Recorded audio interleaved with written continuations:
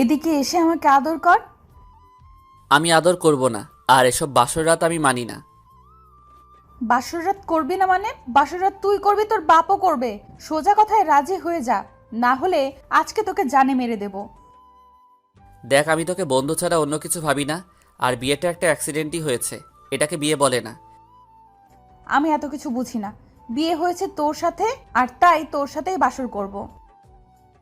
দেখ, এমনিতেই রেগে আছি, তার উপরে তুই আবার প্রেশার দিচ্ছিস, সেগুলো আমি মেনে নিতে পারছি না। আচ্ছা যা, আদর করতে হবে না। আমার বাসর ঘর নিয়ে যে স্বপ্নগুলো আছে সেগুলো পূরণ করে দে, তাহলেই হবে। দেখ, তোর সব স্বপ্ন পূরণ করে দিব, শুধু কিস করাটা ছাড়া। ঠিক আছে। কি আর করার, সুমাইয়াকে কোলে নিয়ে ছাদে গেলাম। এলোমেলো সব কিছু গুছিয়ে বলে দিচ্ছি। চলুন পরিচয়টা দিয়ে নিই, তারপর প্রথম থেকে শুরু করব। আমি আনোয়ার হোসাইন, এবার কলেজের ফাইনাল ইয়ারের ছাত্র। বাবা মায়ের একমাত্র ছেলে। আব্বু একজন বিজনেসম্যান আর আম্মু গৃহিণী। আর যার সাথে আমার বিয়ে হয়েছে সে হলো আমার বেস্ট ফ্রেন্ড সুমাইয়া। বাসা বেশি দূরে না, আর ছোটবেলা থেকে আমরা বেস্ট ফ্রেন্ড। সুমাইয়াদের ফ্যামিলির সাথে আমাদের ফ্যামিলির সম্পর্ক অনেক ভালো। সুমাইয়াদের বাসার সবাইকে আমরা ফ্যামিলি ফ্রেন্ড মনে করি, তাই সবসময় সুমাইয়াদের বাসায় আসা যাওয়া আছে আমাদের। আপাতত এতটুকুই থাক, চলেন গল্পে যাওয়া যাক। সকালে শান্তির ঘুম ঘুমাতেছিলাম, তখনই ফোনটা বেজে উঠল। দিল ঘুমটা ভেঙে, তাকিয়ে দেখি সুমাইয়ার কল। বিরক্তিকর ভাব নিয়ে রিসিভ করলাম। বল। ওই, তোরে না বলেছিলাম আজকে তোকে একটা খুশির খবর দিব, তাই সকাল 7টায় পার্কে আসতে বলেছিলাম। এখন কোথায় তুই? ওহ নো, তাই তো ঘড়ির দিকে তাকিয়ে দেখে 8টা 10 বাজে। কি করি এখন? পরিস্থিতি সামলাতে বলে দিলাম। আরে এই তো বের হয়ে গেছি, 5 মিনিট লাগবে। তুই কি রাস্তায়? আসতেছি। বেশি না, 10 মিনিট লাগবে, আসতেছি। ও, তা কষ্ট করে একটু দরজাটার দিকে তাকালে ভালো হয় জনাব। তাকিয়ে দেখি সুমাইয়া দরজায় দাঁড়িয়ে আছে। জিব্বায় কামড় দিয়ে ফেললাম। কি রে, তুই না রাস্তায়, তাহলে খাটে আসলি কিভাবে? সরি, আসলে সজাগ পাইনি। ওকে, এসে যখন পড়েছি তখন বলেই যাই কথাটা। আমি আবার রিল্যাক্সে শুয়ে ঘুমানোর ট্রাই করতে লাগলাম। তখনই সুমাইয়া বলে উঠল, শোন, আমার বিয়ে ঠিক হয়ে গেছে। ঘুমের কারণে এত একটা কথাটার পাত্তা দিলাম না।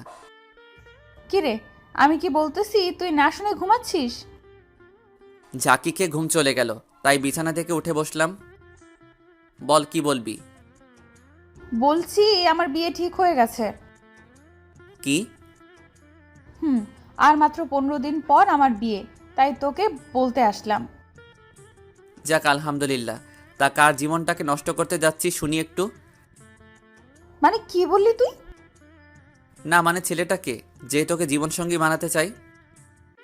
আব্বুর বিজনেস পার্টনারের ছেলে।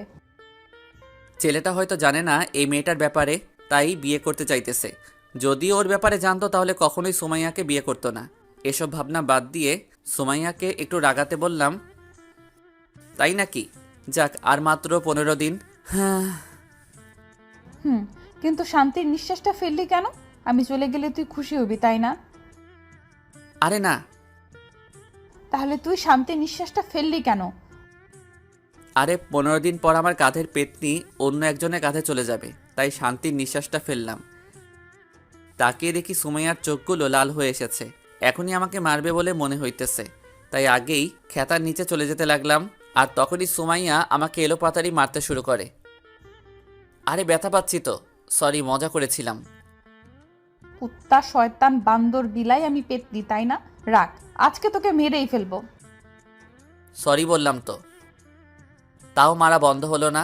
অবশেষে উপায় না দেখে সুমাইয়ার হাতগুলো ধরে ফেললাম। এখন সুমাইয়া থামলো। কি হলো, পেতনির মার খেতে মন চাইছে না? না। তা বিয়ে নিয়ে কোনো প্ল্যান আছে নাকি তোর? হুম, আমার অনেকগুলো প্ল্যান আছে, তাই তো তোকে নিয়ে এখন একটু ঘুরতে যাব। এখন যেতে পারবো না, বিকেলে যাব। তুই এখন বাসায় যা। আর কলেজে যাবি তো নাকি? হুম, আর আমি এখনই তোকে নিয়ে ঘুরতে যাব। অবশেষে উপায় না দেখে যেতে রাজি হলাম। তারপর সোমাইয়াকে রুমে বসিয়ে দিয়ে আমি ফ্রেশ হতে চলে গেলাম। তারপর সোমাইয়াকে নিয়ে নিচে গিয়ে নাস্তা করে নিলাম। তারপর ঘোরাফেরা করতে লাগলাম। দুপুরে হোটেলে খেয়ে নিয়েও ওর আবার এক জায়গায় গেলাম ঘুরতে। সুমাইয়ার সব ঘোরাফেরা শেষ হয় বিকেলে। সুমাইয়াকে ওর বাসায় নামিয়ে দিলাম। বিকেলে বাসায় এসে ফ্রেশ হয়ে নিলাম। রাতে সুমাইয়া ফোন দিল। কিরে এখন ফোন দিয়েছিস কেন? তুই এখন পার্কে চলে আয় তো। এখন কেন? তুই আয়, তোকে একজনের সাথে পরিচয় করিয়ে দিব। কার সাথে পরিচয় করিয়ে দিবি বল আগে। তুই আয়, আসলেই দেখতে পাবি কার সাথে পরিচয় করিয়ে দেই। তো আর কিছু বলার আগেই ফোনটা কেটে দিল। এই মেয়েটাকে নিয়ে আর পারি না। মাঝে মাঝে এমন কিছু বলে বসে যা বলার মতো না। যাক, বিয়ের আর কিছুদিন বাকি, তাই সহ্য করে নেই। রেডি হয়ে চলে গেলাম পার্কে। অনেকক্ষণ খোঁজাখুঁজি করে সুমাইয়াকে বের করলাম এক কোনায়। নির্জন জায়গায় বসে আছে সুমাইয়া, সাথে একটা কেউ আছে খেয়াল করলাম। কাছে গিয়ে দেখি একটা ছেলে সুমাইয়ার সাথে বসে আছে। কিছুটা অবাক হলাম। কিরে, তোর আসতে এত সময় লাগে? আসতে সময় লাগেনি, তোকে খুঁজে বের করতে সময় লেগেছে। ও, উনি কে সুমাইয়া? ও হলো শাওন, তোর হবু দুলা ভাই। ওহ, হ্যালো ভাই। হ্যালো। আয় তোরা বসে কথা বল, আমি গিয়ে ফুচকা খেয়ে আসি। সুমাইয়াটা আমাকে ফাঁসিয়ে দিয়ে চলে গেল ফুচকা খেতে। কি বলবো ওনার সাথে বুঝতেছি না। তখনই শাওন বলে উঠল, তোমার কথা সুমাইয়া আমাকে অনেক বলেছে। তুমি কি সুমাইয়ার ক্লাসমেট? ভাইয়া, সুমাইয়া মেয়েটা অনেক ভালো। রাগটা একটু বেশি, তবে মনটা অনেক ফ্রেশ। তাই তো দেখতেছি। তা তুমি সুমাইয়াকে ভালোবাসো না? ফ্রেন্ড হিসেবে অনেক ভালোবাসি আমি, তার চেয়ে বেশি কিছুই না। ওকে, তা সুমাইয়ার বিয়ে হয়ে গেলে তোমার কষ্ট হবে না? বেস্ট ফ্রেন্ড চলে গেলে কার না কষ্ট হবে বলেন? তবে কিছুদিন পর সব ঠিক হয়ে যাবে ইনশাল্লাহ। তুমি সত্যিই খুব ভালো। আর ধন্যবাদ এতদিন সুমাইয়াকে আগলে রাখার জন্য। আরে কি বলেন? আচ্ছা ভাইয়া, আমাকে এখন বাসায় যেতে হবে। ওকে, সাবধানে যেও। ওকে, ভালো থাকবেন, পরে কথা হবে। আর সুমাইয়াকে আমি পাঠিয়ে দিতেছি বলেই সেখান থেকে কেটে পড়লাম। সুমাইয়ার কাছে এসে দেখি ফুচকা খাচ্ছে। সুমাইয়া পারেও ফুচকা খেতে। ওই তোর খাওয়া শেষ হয়েছে, আমি গেলাম। তুই ওনার সাথে কথা বলা শেষ করে পরে আয়। ওকে। আরেকটা কথা, বিয়ের আগে এমন কিছু করিস না। বুঝতেই তো পারছিস কি বলতে চাইতেছি। তুই আমাকে নিয়ে এত চিন্তা করা শুরু করলি কবে থেকে? তোর ভালোর জন্যই বললাম। ওকে, তুই চিন্তা করিস না, কথা দিলাম তোকে এমন কিছুই হবে না বিয়ের আগে। ওকে, তাহলে তুই থাক, আমি গেলাম। তারপর সেখান থেকে বাসায় চলে আসলাম। এসে সেদিনের মতো ঘুমিয়ে গেলাম। এভাবে 12 দিন চলে গেল। সুমাইয়া অনেক খুশি, যা ওকে দেখেই বোঝা যাচ্ছে। আর এই কয়েকদিন সুমাইয়া আমাকে সব সময় ওর সাথে রেখেছে। আর মাত্র 3 দিন বাকি ওর বিয়ের। বাসাটা প্রায় সাজানো শেষ, প্রায় সব আত্মীয় আসা শেষ।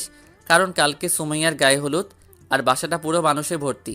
সকালে ঘুমাচ্ছিলাম, তখনই সুমাইয়ার কল আসলো, তাই ঘুমের চোখে ফোনটা রিসিভ করলাম। বল, কি বলবি? তুই এখনই আমাদের বাসায় আয়, কাজ আছে। দেখ, কাল রাত 1টা এসে ঘুমিয়েছি, তাই এত সকালে আসতে পারবো না। আসবি কেন? আমি এখন কে? আর আমাকে দিয়ে কি কাজ আছে? পরশুদিনের পর থেকে আর ডাকবো না তোকে, থাক, আশা লাগবে না তোর। সুমাইয়ার কথা শুনে টাসকি খেয়ে গেলাম। কি বলবো কিছুই বুঝতেছি না। এই তুই ইমোশনাল টর্চার করা শিখলি কবে থেকে? তুই আসবি কিনা এটা বল। পেতনি, ইমোশনাল টর্চার করে এখন বলিস আসবো কি না? আসতেছি পেতনি বলেই ফোনটা রেখে দিলাম। তারপর উঠে ফ্রেশ হয়ে নাস্তা করে চলে গেলাম সোজা সুমাইয়াদের বাসায়। তোর আসতে এতক্ষণ সময় লাগে? লেগে গেছে। তা কিসের জন্য আসতে বলেছিস সেটা বল। তুই বস, আমি রেডি হয়ে আসতেছি, তারপর তোকে নিয়ে একখানে যাব। বলেই সুমাইয়া রুমে চলে গেল রেডি হতে। কিছুক্ষণ পর রেডি হয়ে আসলো। এরপর দুজনে গিয়ে গাড়িতে উঠে বসলাম। সুমাইয়া নাকি ড্রাইভ করবে। আমি আর না করলাম না। আমি ওর পাশে বসে রইলাম আর সুমাইয়া মনের আনন্দে চালাতে লাগলাম। কোথায় যাবি বলতো? কাল থেকে তো অনেক বিজি হয়ে যাব, তাই ভাবতেছি আজকে সারা দিন তোর সাথে ঘুরে ফিরে কাটাই। আজকে মন খুলে ঘোরার আমার শেষ দিন, আর আমার সাথে ঘোরার তোর শেষ দিন। সুমাইয়ার কথা শুনে মনটা খারাপ হয়ে গেল। কি বললো কিছুই বুঝতেছি না। মনটা খারাপ হয়ে গেল, তাই চুপ হয়ে গেলাম। আরে মন খারাপ করার কি আছে? না, এমনি। আরে বোকা, আমার বিয়ে হয়ে যাবে তো কি হয়েছে? আমার বেস্ট ফ্রেন্ড তো তুই থাকবি সারা জীবন। আর আমাদের বাসায় আসলে তো তোর সাথেই কাটাতে হবে দিন। হুম। আচ্ছা, এসব কথা বাদ দিয়ে অন্য কথা বল। তাই ভালো। তাই এটা বল, বাসর রাতে তোর প্ল্যান কি? মানে? মানে বাসর রাত নিয়ে তোর কি স্বপ্ন? সুমাইয়া কিছুক্ষণ কি যেন ভাবতে লাগলো, তারপর বলতে শুরু করলো। অনেক স্বপ্ন আছে, কিন্তু কাউকে বলবো না। আমাকেও বলবি না? তোকে বলা যায়, কারণ তুই তো আমার ব্যাপারে সব জানিস। তাহলে বল শুনি। প্রথমে আমার বরকে বলবো আমাকে কোলে নিয়ে ছাদে যেতে। তারপর আমি আমার বরের কাঁধে মাথা রেখে চাঁদ দেখবো অনেকক্ষণ। তারপর আবার কোলে নিয়ে রুমে নিয়ে আসবো। তারপর আমাকে একটা শাড়ি দিয়ে বলবে যে এটা পরে ওনার সামনে থাকতে। এরপর এসে দেখবো উনি শুয়ে আছে, আমিও গিয়ে ওনার পাশে শুয়ে পড়বো। সকালে কথা হবে বলে উনি শুয়ে পড়বে। তারপর আমি আমার বর ঘুমিয়ে যাওয়ার পর আমি তার সারা মুখে অনেকগুলো কিস করে আমিও ঘুমিয়ে পড়বো। সুমাইয়ার মুখে এসব কথা শুনে আমি হা হয়ে ওর দিকে তাকিয়ে রইলাম। কিরে, এভাবে তাকিয়ে কি দেখছিস? না, ভাবছি তুই এত রোমান্টিক হয়েছিস কবে থেকে? আমি রোমান্টিক ছোট থেকেই, কিন্তু মনের মতো কাউকে পাইনি বলে এতদিন রোমান্টিকতা লুকিয়ে রেখেছিলাম। তার কি এমন প্রতিভা আছে তোর যা আমি জানি না? আর কিছুই নেই। সত্যি বলছিস তো? তা তুই বিয়ে করবি কবে? বেশি না, আর 6 থেকে 7 বছর পর। কি? তখন তো তুই বুড়া হয়ে যাবি। তখন তো কোনো মেয়ে তোকে বিয়েও করবে না। কিছু না বলে হালকা হাসলাম। আচ্ছা, তোকে একটা কথা জিজ্ঞেস করি। বল। আচ্ছা, তুই আজ পর্যন্ত গার্লফ্রেন্ড বানালি না কেন কোনো মেয়েকে? তোর মতো শত্রু থাকতে গার্লফ্রেন্ডের কোনো প্রয়োজন নেই। সুমাইয়া কোনো কিছু না বলে জোরে হাসতে লাগলো। তবে তোর বিয়ের পর কাউকে ঠিকই গার্লফ্রেন্ড বানিয়ে নিব। ওকে। আচ্ছা, তুই এখনো পর্যন্ত বয়ফ্রেন্ড বানাসনি কেন? আমার প্রশ্ন আমাকেই করছিস? মনে কর তাই। আচ্ছা তাহলে বলি, আসলে বয়ফ্রেন্ড থাকা মানে আলগা প্যারা, আর আমি প্যারা নিতে পারি না। আর বয়ফ্রেন্ডের সাথে নিজের যা শেয়ার করতাম তা তোর সাথেই করতে পারি, তাই ওইসব বয়ফ্রেন্ডের প্রয়োজন পড়েনি। ও, তা বিয়ের পরে কি করবি ভাবছিস? বরকে নিয়ে হানিমুনে যাব। তারপর তো পরীক্ষা চলে আসবে, পরীক্ষা দিয়ে আবার অবসর সময়টা কাটাতে দেশের বাইরে থেকে ঘুরে এসে ভার্সিটিতে ভর্তি হয়ে যাব। ভালোই। তারপর সারাদিন ঘোরাফেরা করে সন্ধ্যায় সুমাইয়া আমাকে বাসার সামনে নামিয়ে দিয়ে গেল। আমি ভেতরে চলে যাচ্ছিলাম, তখনই সুমাইয়া আবার ডাক দেয়। আমি গাড়ির কাছে আসতেই বলল, কাল সকালে আন্টি আঙ্কেলকে নিয়ে আমাদের বাসায় চলে আসবি। না আসলে যে তোর অবস্থা আমি কি করব তা তুই ভাবতেও পারবি না। ওকে, যা তুই সকালে। আব্বু আম্মু নিজেরাই চলে যাবে, তুই চিন্তা করিস না। ওকে, থাক তুই, আমি গেলাম। তারপর বাসায় গিয়ে খাওয়া দাওয়া করে দিলাম এক ঘুম। সকালে আম্মুর ডাকে ঘুম ভাঙে। কিরে, সুমাইয়া ফোন দিতেছে, যাবি না তুই? তোমরা যাও, আমি একটু পরে আসতেছি। আম্মু আর কিছু না বলে চলে গেল। আমি আরও কিছুক্ষণ ঘুমিয়ে নিয়ে তারপর উঠে ফ্রেশ হয়ে চলে গেলাম সুমাইয়াদের বাসায়। গিয়ে সবার আগে সুমাইয়ার সাথে দেখা করলাম। আমাকে দেখেই রেগে লাল হয়ে গেল। তোর এতক্ষণে আসার কথা ছিল? সরি রে, আসলে রেডি হতে দেরি হয়ে গেছে। আন্টি আমাকে বলেছে তুই কোথায় দেরি করেছিস। ও সরি। দুপুরেরটা ভালোই কেটে গেল। বিকেলে হালকা রেস্ট নিতে শুয়েছিলাম, তখনই খেয়াল করলাম আঙ্কেল মন খারাপ করে আব্বুকে কিছু বলতেছে। চেহারায় অনেক টেনশন আঙ্কেল আন্টির। তাই কি হয়েছে জানতে গেলাম ওনাদের কাছে। কি হয়েছে আঙ্কেল? না, কিছু না। কিছু তো একটা হয়েছে। আন্টি কি হয়েছে আপনি বলেন তো একটু। আসলে শাওনদের বাসা থেকে ফোন এসেছিল। ওরা বলেছে শাওন নাকি কোনো এক মেয়েকে নিয়ে বাসা থেকে পালিয়ে গেছে, তাই বিয়েটা হবে না। কি? হ্যাঁ বাবা। এখন এগুলো বললে কিভাবে হবে? সব আয়োজন করা শেষ, বাসায় সব মেহমানও চলে এসেছে। এখন বিয়ে হবে না বললে কিভাবে চলবে? মানুষের কাছে কিভাবে মুখ দেখাবো এটা ভাবছি। সবাই কি বলবে আমাদেরকে। পাশে তাকিয়ে দেখি আব্বু কি যেন ভাবতেছে আমার দিকে তাকিয়ে।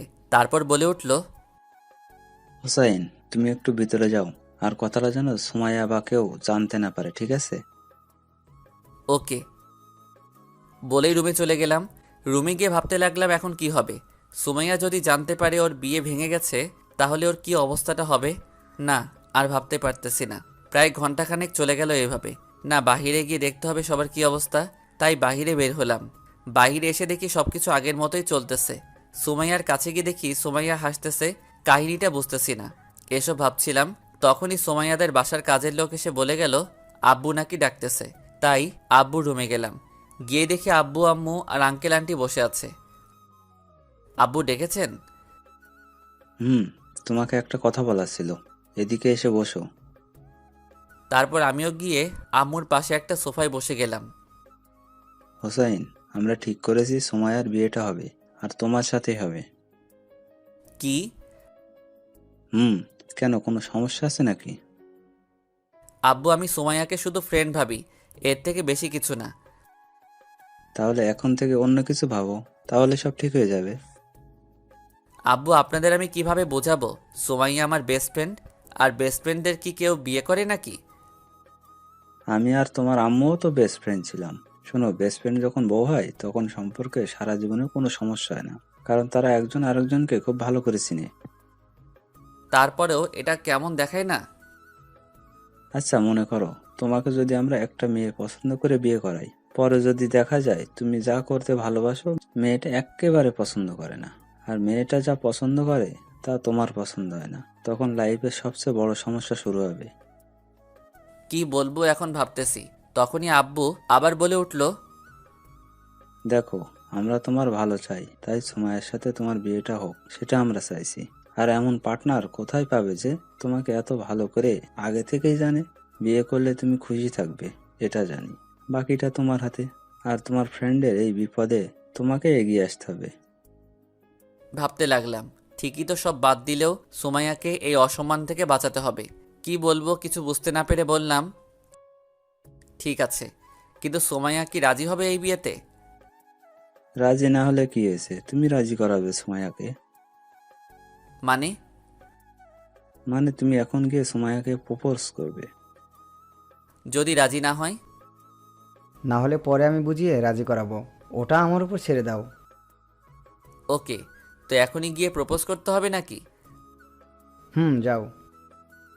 তারপর বুকে হালকা সাহস নিয়ে গেলাম সুমাইয়ার রুমের কাছে। দেখি সুমাইয়া হাতে মেহেদি দিচ্ছে। তাও ওর কাছে গিয়ে চুপচাপ দাঁড়িয়ে রইলাম, ফুলটা পিছনে নিয়ে। কিরে, কোথায় ছিলি এতক্ষণ? কিছু না বলে চুপচাপ দাঁড়িয়ে রইলাম। প্রশ্নের উত্তরে জবাব না দেওয়া দেখে সুমাইয়া আমার দিকে তাকায়। হয়তো বুঝতে পেরেছে কিছু বলতে চাই, তাই বলল, কিরে, কিছু বলবি? মাথা নাড়িয়ে হ্যাঁ বললাম। তো বল, কি বলবি? I I I love you. মানে? সুমাইয়া, আমি তোকে ভালোবাসি, বিয়ে করবি আমাকে? পিছনে থেকে ফুলটা বের করে ওর সামনে ধরলাম। সুমাইয়া কিছু না বলে অবাক হয়ে আমার দিকে তাকিয়ে রইল। হয়তো আমার চেয়েও বড় শক্ট খেয়েছে হিমা নিজেই। কিছুক্ষণ তাকিয়ে থেকে হঠাৎ একটা চর বসিয়ে দিল। হাতের যত মেহেদি ছিল তা এখন আমার গালে লেপটে গেছে। চর খেয়ে গালে হাত দিয়ে চুপচাপ দাঁড়িয়ে রইলাম। হঠাৎ সুমাইয়া বলে উঠল, আগামীকাল দুপুরে বলতি বিয়ে হওয়ার পর, তখন আরো ভালো হতো। বোকা, এই কথাটা বলতে এত সময় লাগিয়েছে, বোকা কোথাকার। সব ঘটনা থেকে যতটা না শক্ট হয়ে খেয়েছি তার চেয়ে বেশি শক্ট খেয়েছি সুমাইয়ার এই কথাগুলোতে। এসব ভাবছিলাম তখনই মনে পড়ল সুমাইয়ার হাতে তো মেহেদি, সেগুলো নিশ্চয়ই আমার পিছনে মাখিয়ে দিয়েছে। তাই বলে উঠলাম, ওই ছাড় আমাকে, তোর হাতে না মেহেদি দিয়েছিলি, সেগুলোকে আমার গালে আর পিঠে মাখিয়ে দিয়েছিস নাকি? আর বেশি বকবক না করে আমাকে জড়িয়ে ধর। কিছুক্ষণ সুমাইয়া জড়িয়ে ধরে থাকে আমাকে, তারপর হঠাৎ ছেড়ে দিয়ে বলে ওঠে, চল, আব্বু আম্মু আর আঙ্কেল আন্টিকেও তো রাজি করাতে হবে। ওনাদের রাজি করানো শেষ। মানে? তুই একবার পিছনে তাকিয়ে দেখ। সুমাইয়া পিছনে তাকাতেই আব্বু আম্মু আর আঙ্কেল আন্টি সুমাইয়াকে ইশারায় সাই দিল। সুমাইয়া শরমে আবার আমার বুকে মুখ লুকালো। সন্ধ্যায় আব্বু আম্মু আর আমি বাসায় চলে আসি। রাতে যতটুকু পারি বিয়ের আয়োজন করি। এভাবে রাতটা কেটে যায়। বিকেলে আব্বু, আমি আর আরও কয়েকজন গেলাম সুমাইয়াদের বাসায়। রাতে বিয়ের সব কিছু শেষ হলে সুমাইয়াকে নিয়ে আমাদের বাসায় চলে আসি। ফ্রেশ হয়ে গিয়ে একটু ছাদে হাঁটাহাঁটি করি। 12টার দিকে আম্মু এসে রুমে যেতে বলে, তাই নিচে এসে রুমে চলে আসলাম। রুমে এসে দেখি সুমাইয়া রুমে নেই। বেলকনিতে গিয়ে দেখি সুমাইয়া দাঁড়িয়ে নিচে কি যেন দেখতেছে। আমার যাওয়ার আওয়াজ পেয়ে আমার দিকে তাকালো। কি রে, তুই এসে গেছিস? তা তুই এখানে কি করছিস? এমনি সবাই মিলে খাটে বসিয়ে দিয়ে গেছে, অনেকক্ষণ থাকার পর ভালো লাগছিল না, তাই এখানে দাঁড়িয়েছিলাম। ও আয়, রুমে আয়। সুমাইয়া আর আমি রুমে চলে আসি। একটা কথা বলতো, তুই কি আমাকে ভালোবাসিস? সুমাইয়ার মুখে এই কথা শুনে হালকা অপ্রস্তুত হয়ে গেলাম। হঠাৎ এমন কথা বলছিস কেন? তুই যখন আমাকে প্রপোজ করেছিলি তখন আমি তোর চোখে ভালোবাসা দেখিনি, তাই জিজ্ঞেস করলাম। আচ্ছা বলতো, তখন কেন বলেছিলি ভালোবাসিস? তোকে ভালোবাসি না এটা মনে করিস না, তবে ওই সময় বলেছি কারণটা হলো। তারপর গতকালে সব কিছু খুলে বললাম সুমাইয়াকে। সব শুনে সুমাইয়া চুপ হয়ে গেল। দেখ, বেস্ট ফ্রেন্ড হিসেবে আমি তোকে অনেক ভালোবাসি, কিন্তু তুই বউ হলে কি হবে না কেমন দেখাবে ওইটা নিয়ে কখনো ভাবিনি। আচ্ছা, বিয়েটা কি আমাকে বিপদ থেকে উদ্ধার করার জন্য করেছিলি? কিছুক্ষণ সুমাইয়া চুপ করে কি যেন ভাবলো, তারপর বলে উঠল, আচ্ছা, এসব কথা বাদ দিয়ে এই রাতটা উপভোগ করি, চল। মানে? এদিকে এসে আমাকে আদর কর। আমি আদর করব না, আর এসব বাসরাত আমি মানি না। বাসরাত করবি না মানে? বাসরাত তুই করবি, তোর বাপও করবে। সোজা কথায় রাজি হয়ে যা, না হলে আজকে তোকে জানে মেরে দেব। দেখ, আমি তোকে বন্ধু ছাড়া অন্য কিছু ভাবি না, আর বিয়েটা একটা অ্যাক্সিডেন্টই হয়েছে, এটাকে বিয়ে বলে না। আমি এত কিছু বুঝি না, বিয়ে হয়েছে তোর সাথে, আর তাই তোর সাথেই বাসর করব। দেখ, এমনিতেই রেগে আছি, তার উপরে তুই আবার প্রেশার দিচ্ছিস, এগুলো আমি মেনে নিতে পারছি না। আচ্ছা, যা, আদর করতে হবে না। আমার বাসর রাত নিয়ে যে স্বপ্নগুলো আছে সেগুলো পূরণ করে দে, তাহলেই হবে। দেখ, তোর সব স্বপ্ন পূরণ করে দিব, শুধু কিস করাটা ছাড়া। সোমাইয়া রাগি চোখে কিছুক্ষণ তাকিয়ে থেকে কি যেন ভাবতে লাগলো। ঠিক আছে। কি আর করার, তাই সুমাইয়াকে কোলে নিয়ে ছাদে গেলাম। গিয়ে সুমাইয়াকে বসিয়ে দিয়ে আমিও ওর পাশে বসে গেলাম। সুমাইয়া আমার কোলে মাথা রেখে আকাশের চাঁদ দেখতে লাগলো। কি দেখতেছিস ওই চাঁদে? পছন্দের মানুষ যখন পাশে থাকে তখন চাঁদকে অনেক সুন্দর দেখায়, আর তুই এটা বুঝবি না। তার মানে আমি তোর পছন্দের মানুষ? পাম দিতেছস নাকি? সুমাইয়া রাগি চোখে তারপর আমার দিকে তাকালো। তারপর হঠাৎ করে সুমাইয়া লিপ কিস করে বসলো। আমি পুরো টাসকি খেয়ে গেলাম ওর এমন কাণ্ড দেখে। কিছুক্ষণ পর সুমাইয়া আমাকে ছেড়ে দিয়ে হাঁপাতে লাগলো। আমার এখনো ঘোর কাটেনি, তাই টাসকি খেয়ে বসে আছি। এবার হয়েছে বিশ্বাস, এবার কোলে নিয়ে রুমে চল। কিছু না বলে সুমাইয়াকে নিয়ে সোজা রুমে চলে আসলাম। তারপর সুমাইয়াকে নামিয়ে দিয়ে ফ্রেশ হতে চলে গেলাম। ফ্রেশ হয়ে এসে দেখি সুমাইয়া সব গহনা খুলতেছে ড্রেসিংয়ের সামনে বসে। রুমে বেশি একটা আলো নেই, তার উপরে যা আছে সবগুলো মোমবাতি, আর তার সামনেই বসে সুমাইয়া গহনাগুলো খুলতেছে।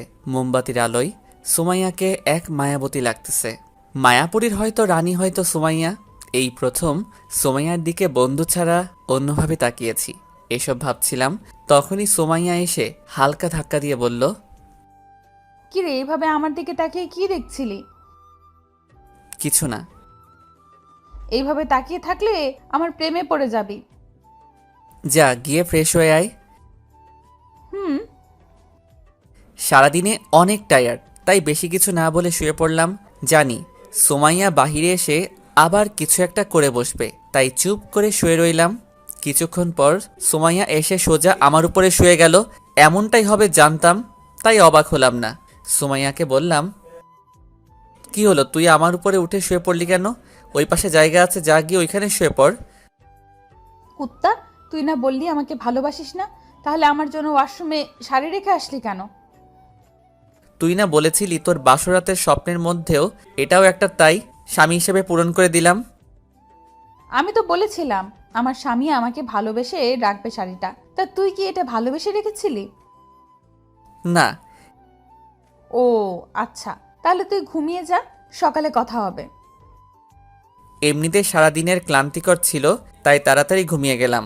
সকালে কারো কথা বলার শব্দে ঘুম ভাঙল, তাকিয়ে দেখি আম্মু রুম থেকে বেরিয়ে যাচ্ছে, আর পাশে তাকিয়ে দেখি সোমাইয়া আমার বুকে মাথা রেখে কি যেন ভাবতেছে। কিরে, আম্মু এসেছিল কেন? তোকে ডাকতে এসেছিল। আমি বললাম আম্মুকে চলে যেতে, আমি তোকে নিয়ে আসছি। তুই আমার বুকে শুয়ে আছিস কেন? মন চেয়েছে তাই। আর তুই তাড়াতাড়ি গিয়ে ফ্রেশ হয়ে নে, না হলে আর কেউ রুমে আসলে তোকে নিয়ে হাসাহাসি করবে। কেন, কি করেছিস তুই? আমার শেষ স্বপ্নটাও পূরণ করে নিয়েছি। তার মানে আমার সারা মুখে লিপস্টিকের দাগ লেগে আছে, তাই তো? সুমাইয়া হালকা লজ্জা পেল। উঠে ফ্রেশ হতে চলে গেলাম। ওয়াশরুমের আয়নায় তাকিয়ে দেখি সত্যি মুখের কয়েকটা জায়গায় লিপস্টিকের দাগ লেগে আছে। শাওয়ার নিয়ে তাড়াতাড়ি চলে আসলাম। এসে দেখি বিছানাটা গুছাচ্ছে, তাই আমিও রেডি হতে লাগলাম। সুমাইয়া গিয়ে ফ্রেশ হয়ে আসার পরে দুজনে চলে গেলাম নিচে নাস্তা করতে। তারপর নাস্তা করে আমি উপরে চলে আসলাম। কিছুক্ষণ পর দেখি সুমাইয়াও রুমে চলে আসলো, এসে আমার পাশে বসে গেল। আজকে আমাদের সংসার লাইফের প্রথম দিন। তোর কাছে কেমন লাগতেছে আমি জানি না, তবে আমার কাছে অনেক ভালো লাগতেছে। তা সংসারে যে কাজ করতে হয় তা কি জানিস না? জানি, গিয়েও ছিলাম, কিন্তু আম্মু তোর খেয়াল রাখতে পাঠিয়ে দিয়েছে।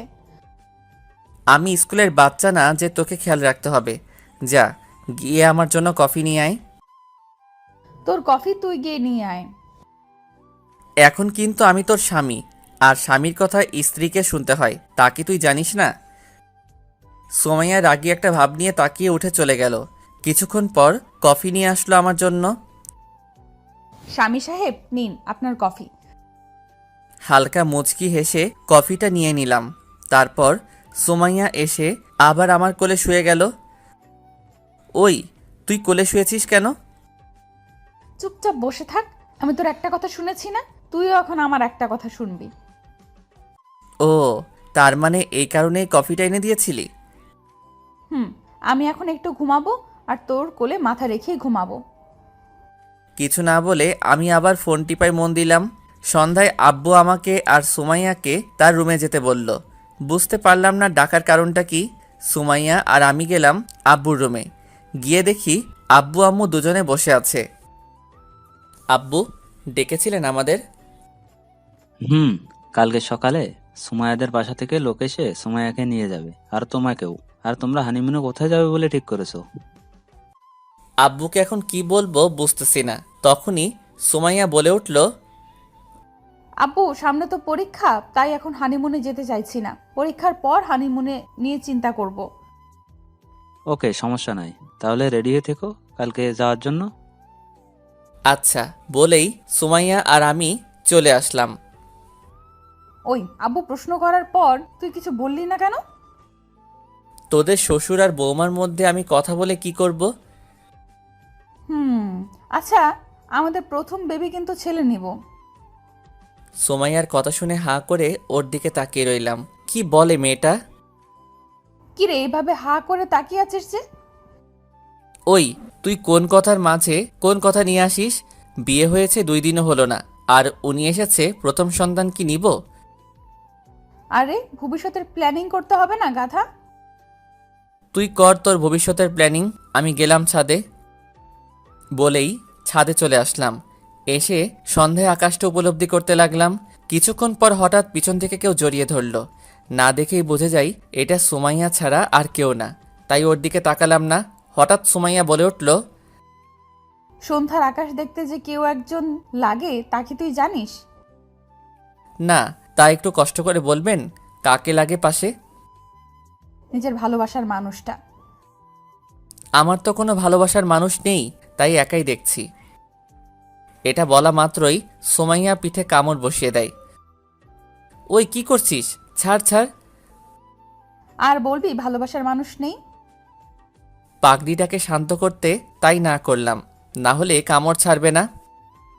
এই তো গুড বয়। কেন এসব বাজে বাজে কথা বলে আমাকে রাগিয়ে দিস বলতো? ব্যথা করতেছে জায়গাটা। ঠিকই আছে, আর যেন না বলিস, তাই কামড়টাও জড়িয়ে দিয়েছি। ওই, তুই কি রাক্ষসী নাকি?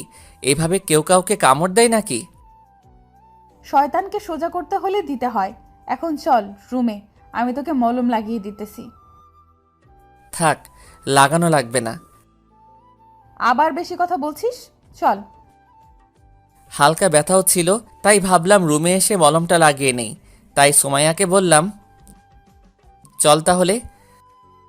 যখনই পা বাড়ালাম তখনই সুমাইয়া বলে উঠল, আমাকে কোলে নিয়ে চল। ওই তুই কি বলছিস? তুই জানিস আব্বু বা আম্মু যদি কেউ দেখে তাহলে কি ভাববে? আম্মু রান্নার রুমে আর আব্বুর রুমে শুয়ে আছে, দেখে এসেছি, তাই ভয় পাওয়ার কিছুই নেই। তারপরেও নিতে পারবো না, তুই অনেক মোটা হয়ে গেছিস ইদানিং। কথাটা বলার পরেই সুমাইয়া রাগি চোখে আমার দিকে তাকালো। এখনই হয়তো কাঁচা গিলে খাবে আমাকে। আচ্ছা আয়, এবারের মতো নিয়ে যাই। থাক, তোর নিয়ে যাওয়া লাগবে না। অভিমানে মুখ ফিরিয়ে চলে আসতেছে, তখনই টান দিয়ে কোলে তুলে নিলাম। ছাড়, আমাকে ধরবি না একদম। সরি, আর বলবো না হুম। বলেই আমার গলা জড়িয়ে ধরে কোলে বসে আছে। তারপর সোজা নিয়ে রুমে নামিয়ে দিলাম। তারপর ড্রয়ার থেকে একটা মলম নিয়ে এসে আমার সামনে হাজির হলো। এই, তোর টি শার্টটা খুলে আমার কোলে শুয়ে পড়, আমি মলম লাগিয়ে দিচ্ছি। থাক, মলম লাগাতে হবে না। আর তোর সামনে গায়ের টি শার্ট খুলবো কিভাবে? তার চেয়ে ভালো লাগানোই লাগবে না। চুপ, বেশি কথা না বলে যা বলেছি তা কর তাড়াতাড়ি। এসেছে লাজুক সাহেব, বউয়ের সামনে কাপড় খুললে ওনার সম্মান চলে যাবে। এমনি লাগিয়ে দে, টি শার্ট খোলার কি দরকার? তুই নিজে খুলে আসবি না আমি উঠে খুলে দেব তোর টি শার্ট? কোনটা? তোর খুলতে হবে না, নিজেই পারবো। বলে টি শার্ট খুলে উল্টে সুমাইয়া কোলে শুয়ে গেলাম। তারপর সুমাইয়া কামড় দেওয়ার জায়গাটায় মলম লাগিয়ে দিতে লাগলো, আর আরেক হাত দিয়ে মাথার চুলগুলো টেনে দিতে লাগলো। আমার একটা দুর্বলতা আছে, আর সেটা হলো আমি শুয়ে থাকা অবস্থায় যদি কেউ আমার চুলগুলো টেনে দেয় তাহলে আমি খুব তাড়াতাড়ি ঘুমিয়ে যাই। আর এটা সুমাইয়াও জানতো, তাই এবারও বেশি একটা দেরি হয়নি ঘুমাতে। ঘুম ভাঙলো সুমাইয়ার ডাকে। তাকিয়ে দেখি এখনো ওইভাবেই শুয়ে আছি, আর সুমাইয়া খাটের সাথে পিঠ ঠেকিয়ে বসে বসে মোবাইল টিপতেছে। কিরে, রাতে খাবি না? হুম। আম্মু ডাকতে এসেছিল, উঠে ফ্রেশ হয়ে আয়, নিচে যেতে হবে। আম্মু এসে কি আমাকে এভাবে ঘুমাতে দেখে গেছে? এভাবে মানে? মানে তোর কোলে মাথা রেখে ঘুমিয়ে আছি। কেন? তুই মারবি আমাকে? আম্মু দেখে কি ভেবেছে বলতো? আর তুই আমার চুলগুলো টেনে দিতে গেলি কেন? মন চেয়েছে তাই। আর আম্মু কি ভাববে? হ্যাঁ, ওনারা কি এই বয়সটা পার করেননি? ওনারা কি জানেন না কি হবে এখন? এসব চিন্তা বাদ দিয়ে গিয়ে ফ্রেশ হয়ে আয়, নিচে যেতে হবে আবার। আমার টি শার্টটা কোথায়? এই নে। তারপর উঠে ফ্রেশ হয়ে দুজনে চলে গেলাম নিচে। খাওয়া দাওয়া করে আবার উপরে চলে আসলাম। এসে আমি খাটের সাথে হেলান দিয়ে বই পড়তেছিলাম। তখনই সুমাইয়া রুমে আসলো। কি রে, বউ রেখে একা একা কি করছিস? বলেই আমার বুকে মাথা দিয়ে কি পড়ছি তা দেখতে বসে গেল। ওই তুই কি শুরু করলি? শান্তিতে একটু কাজগুলো করতে দে। তুই ঘুমিয়ে যা, কাল তো আবার তোকে তোদের বাসায় যেতে হবে। তুই যাবি না? না। ওকে, আব্বুকে দিয়ে তোকে সোজা করতে হবে। আর আমাদের বাসা থেকে ঘুরে আসার আগে কোনো লেখাপড়া নেই, বুঝলি? তুই এখন কি করব? ঘুমাবি আমার সাথে। আমি একটু আগে ঘুম থেকে উঠেছি, তাই এখন আর ঘুমাতে পারবো না। তাহলে দুজনে মিলে একটা কাজ করতে পারি। কি কাজ? চল আমরা সেক্স করি। সুমাইয়ার কথা শুনে টাসকি খেয়ে গেলাম। কি বলবো কিছুই বুঝতেছি না। এটা তো সেই সুমাইয়া না যাকে আমি বিয়ের আগে চিনতাম। কি রে, কি বলিস? ওই তুই কি বলছিস? মাথা ঠিক আছে তো তোর? গাঁজা খেয়ে এসেছিস নাকি? ঘুমা, না হলে আমি এখনই রুম থেকে চলে যাব বলে দিলাম। ওকে ওকে, আয় দুজনে ঘুমিয়ে যাই। আর অমন ভাবে অবাক হওয়ার কি আছে? তারপর সুমাইয়া আমাকে জড়িয়ে ধরে ঘুমিয়ে গেল। এভাবে কেটে গেল এক সপ্তাহ। বিয়ের সব ঝামেলা শেষ করে ফেললাম, কিন্তু দিন দিন সুমাইয়ার পাগলামি বাড়তেছে। সকালে রেডি হয়ে সুমাইয়াকে নিয়ে কলেজে গেলাম। সবার খোঁজ খবর নিয়ে আমি বসে বসে আড্ডা দিতেছিলাম। সুমাইয়া চলে গেল মেয়ে ফ্রেন্ডগুলোর সাথে আড্ডা দিতে। ক্লাস শুরু হওয়ার কিছুক্ষণ আগে তিশা আমার কাছে আসলো। তিশা হলো পুরো কলেজের ক্রাশ, সেই সূত্রে আমারও ক্রাশ। তিশা আমাকে ডাক দিয়ে নিয়ে যায় কি বলবে বলে। আমিও তিশাকে নিয়ে একটা গাছের নিচে গিয়ে দাঁড়ালাম। কি অবস্থা হোসেন? এতদিন কোথায় ছিলে? এতদিন বিয়ে নিয়ে একটু বিজি ছিলাম, তাই আসতে পারি নাই। তা বিয়ে করে ফেলেছো, আমাদের কাউকে তো দাওয়াতও দিলে না। আসলে বিয়ে যে করব সেটা আমিও জানি না, সব কিছু হঠাৎ করে হয়ে গেল, তাই কাউকেই বলার সুযোগ হয়নি। তাই নাকি? কি হয়েছে বলো তো একটু শুনি। আসলে তারপর সব কিছু তিশাকে খুলে বললাম। যা হয়েছে তা ভালোই হয়েছে, কিন্তু একটা জিনিস খেয়াল করেছো হোসেন তুমি? না, কি? সুমাইয়া সে কখন থেকে আমাদের লুকিয়ে লুকিয়ে দেখতেছে। তাই নাকি? তাহলে তো ম্যাডামকে একটা শিক্ষা দিতে হয়। কিভাবে? তুমি যদি কিছু মনে না করো তাহলে তোমার হাত ধরতে পারি? তাহলে সুমাইয়া দেখবে রেগে চলে গেছে। ওকে, বাট পরে আবার তোমাকে মারবে না তো? সুমাইয়া যেই রাগী। তোমাকে এসব নিয়ে চিন্তা করতে হবে না বলেই হালকা করে হাতটা ধরলাম। ব্যাস, তারপরেই নাকি সুমাইয়া রেগে সেখান থেকে চলে গেছে। বুঝলাম আজকে একটা কিছু হবে। আচ্ছা এখন বলো, আমাকে এখানে নিয়ে আসার কারণ কি? আসলে তোমার ফ্রেন্ড তৌফিকের নাম্বারটা লাগবে। ও, আমাকে না জানিয়ে এত দূরে চলে গেছো তোমরা? আরে তৌফিক তো এখনো জানেই না, আর তাই তো তোমার কাছ থেকে নাম্বারটা নিচ্ছি। ওকে, 017, আর কোনো হেল্প লাগলে বলবে, আমি আছি তোমাদের পাশে। ওকে। আচ্ছা চলো, ক্লাসের সময় হয়ে গেছে, এবার যাওয়া যাক। চলো। তারপর দুজনেই ক্লাসে চলে আসলাম, কিন্তু ক্লাসের কোথাও সুমাইয়াকে দেখতে পেলাম না। বুঝে গেলাম বাসায় চলে গেছে, তাই ক্লাস শেষ করে বিকেলে বাসায় চলে আসলাম। রুমে এসে দেখি সুমাইয়া ঘুমিয়ে আছে, চোখগুলো ফুলে আছে, মানে হয়তো পাগলিটা কান্না করেছে। এই মেয়েটার কবে যে আক্কেল হবে আল্লাহই জানে। ফ্রেশ হয়ে ওয়াশরুম থেকে বেরোতেই গালে একটা চর বসিয়ে দিল। তাকিয়ে দেখি সুমাইয়ার লাল চোখে তাকিয়ে আছে আমার দিকে। ওই, তোকে কাল রাতে সেক্সের কথা বলায় এমন ভাব নিচ্ছিলি যে তুই কিছুই বুঝিস না, আর আজকে কলেজে গিয়ে লুচ্চামি শুরু করে দিলি। তুই গাছের পিছনে লুকিয়ে কথা শুনছিলি কেন ওইটা বল। তোরা আমাকে দেখেছিলি? হুম, আর তোকে দেখেই একটু অ্যাক্টিং করেছি। আর স্বামীকে সন্দেহ করাটা বন্ধ কর পেতনি। এগুলো আগে বলিসনি কেন? তাহলে তো থাপ্পড়টা খেতে হতো না। হুম, সর এখান থেকে। আর ভুলেও যদি একবার হাত তুলিস আমার উপর, তাহলে তোর হাত পা ভেঙে তোর কাঁধে ঝুলিয়ে রাখবো বলে দিলাম। তুই কোনো মেয়েদের দিকে তাকাস না, তাহলেই আমি আর তোকে মারবো না। ঠিক আছে, তাহলে আজ থেকে তোর দিকেও তাকাবো না। আমার দিকে না তাকালে মিনিটে 10টা থাপ্পড় খাবি বলে দিলাম। তুই না বললি কোনো মেয়ের দিকে না তাকাতে, তাহলে আবার তোর দিকে কিভাবে তাকাবো? নাকি তুই পুরুষ, কোনটা? চুপ, বেশি কথা বলবি না। আমি ছাড়া আর কোনো মেয়ের দিকে সহজে তাকাবি না, আর তাকালে থাপ্পড়ের কথাটা মনে করিস। মনে থাকবে না? আর সর সামনে থেকে। না হুসাইন, এই সন্ধ্যায় একটু আদর করো না আমাকে। আমাকে মেরেছিস মনে নেই? তোকে আদর তো দূর, আমার কাছেও আজ থেকে আসতে দিব না। এক সময় তো ঠিকই করবি, আমাকে ছাড়া আদর করবি কাকে আর? কেন, তিশা আছে না? বলেই রুম থেকে বেরিয়ে নিচে চলে আসলাম, আর পিছন থেকে রাগে জ্বলে পুড়ে শেষ হয়ে যাচ্ছিল।